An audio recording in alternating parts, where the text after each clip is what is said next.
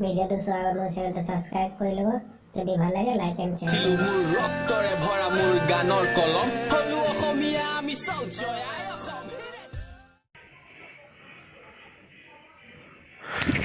2011 চনত জনগণনাত কোন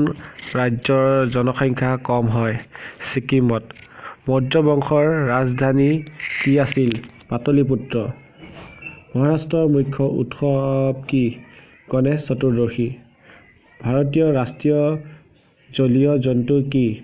Ganga dolphin roulette tech ভাৰতত কেতিয়া আহে 1919 চনত SBIৰ MD কোন অৰজিত বাসু বৃদ্ধ গংগা কাক কোৱা হয় গোদাবৰীক 2018 চনত কোনে পদ্মবিভূষণ পাইছিল MS ধোনীয়ে T20 আন্তঃৰাষ্ট্ৰীয় মেচত 2000 ৰান কৰা